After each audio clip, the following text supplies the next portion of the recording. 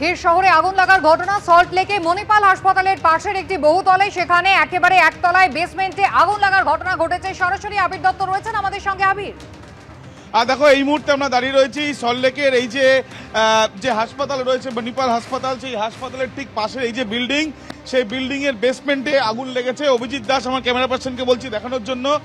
খবর পাওয়ার পরেই ইতিমধ্যে দমকলের তিনটি ইঞ্জিন ঘটনাস্থলে এসে তৎক্ষণাৎ পৌঁছেছে এবং দমকলের তরফ থেকে ইতিমধ্যে আগুন নিয়ন্ত্রণের চেষ্টা চালানো হচ্ছে এবং দেখা যাচ্ছে সিলিন্ডার নিয়ে দমকলের একজন আধিকারিক তিনি বেরিয়েছেন এবং বেসমেন্টের এই যে জানলাগুলো রয়েছে নিচের দিকে প্যাসেজ, সেখানে যে জায়গাগুলো যেগুলো ফাঁকা অবস্থায় রয়েছে সেখান থেকে অনর্গল ধোঁয়া বেরোতে দেখা গিয়েছে। মূলত যেটা জানা যাচ্ছে এই যে বিল্ডিং সেটা মণিপাল হাসপাতালেরই পাশে তাদেরই একটি বিল্ডিং, যদিও এখানে রোগী থাকেন না এবং নিচে যে বেসমেন্ট সেখানে গাড়ি নয়, সেখানে বেশ কিছু ইলেকট্রিকের সরঞ্জাম সেগুলো থাকে।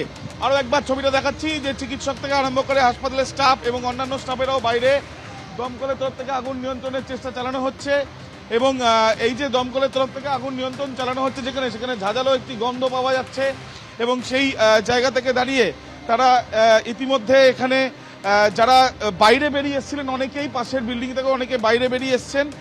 দাদা, আপনি কি এখানকার সিকিউরিটি? না, কটা নাগাদ দেখলেন ধোঁয়া? ধোঁয়া তো এই কিছু সময় আধ ঘন্টা হবে। নিচে কি গাড়ি থাকে না শুধু ইলেকট্রিকের? খালি ইলেকট্রিক।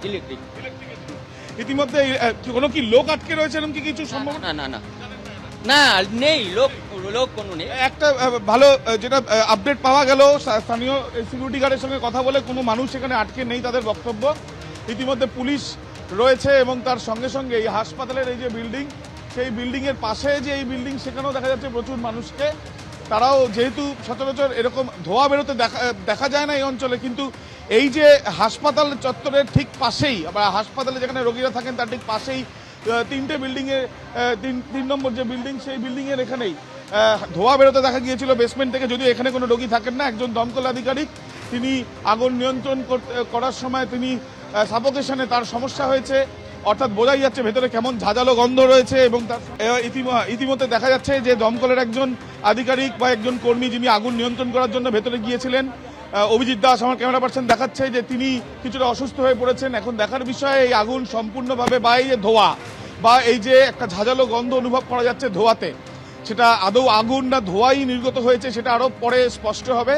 তবে যথেষ্টই একটা চাঞ্চল্যের পরিস্থিতি তৈরি হয়েছে, যেহেতু হাসপাতালই পাশে এবং হাসপাতালেরই নেওয়া এই যে বিল্ডিং, সেই বিল্ডিংয়ে যদিও কোনো রোগী থাকেন না, অ্যাডমিনিস্ট্রেশনের বেশ কিছু কাজ হয় এবং তারই বেসমেন্ট থেকে এই ধোঁয়া, সেই ধোঁয়া কেন সেটা পরবর্তীকালে খতিয়ে দেখা হবে এমনটাই জানা যাচ্ছে। আরও কিছু অফিসারকে আমরা দেখছি দমকলের, যারা টর্চ হাতে এবং সিলিন্ডার অক্সিজেন সিলিন্ডার সঙ্গে নিয়ে তারা ভেতরে যাচ্ছেন যাতে সম্পূর্ণভাবে এই যে ধোঁয়া বেরোচ্ছে যেখান থেকে বা ঝাঁঝালো গ্যাস যুক্ত ধোঁয়া বেরোচ্ছে সেটা নিয়ন্ত্রণ করা যায়। আবির, ধন্যবাদ।